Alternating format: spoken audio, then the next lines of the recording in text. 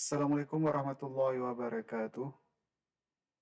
Pada sebelumnya, kita sudah belajar bagaimana cara menambah dan menghapus gambar.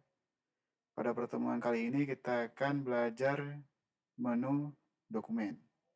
Klik di dokumen. Di sini kita akan belajar bagaimana menambahkan dokumen dan menghapus dokumen. Caranya hampir sama dengan gambar, cuma bedanya ini formatnya yang berbeda. Kita cari dulu format yang ada format PDF-nya. Misalkan kita cari di Google peraturan Gampong PDF.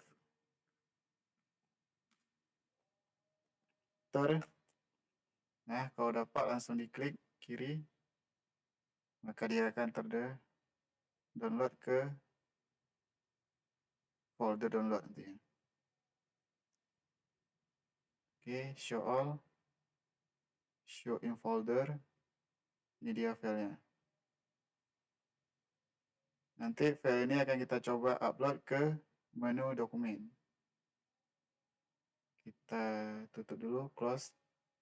Kita buka kembali menu dokumennya. Pilih dokumen baru. Oh ya, di sini juga ada buat folder. Ini fungsinya untuk kita buat folder di dalam menu dokumen. Kita tes saja. Misalkan foldernya adalah kanun.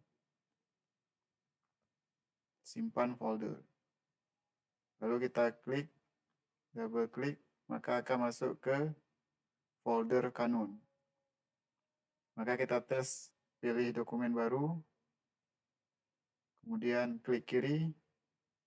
Oh ya, untuk format dokumen ini yang didukung adalah DOCX yaitu Word, PPTX ini PowerPoint, XLSX ini adalah Excel, .zip, .rar, dan .pdf. Dan maksimal filenya adalah 20 MB. Apabila melebihi dari 20 MB, maka harus dikompres. Untuk cara kompresnya bisa dicari di Google, bisa kompres online ataupun kompres via aplikasi PDF-nya. Maka kita klik kiri di No Preview Image.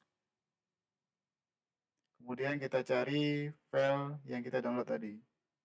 Di download, ini ya, Canon 1 2019, klik kiri, open. Setelah selesai, klik upload.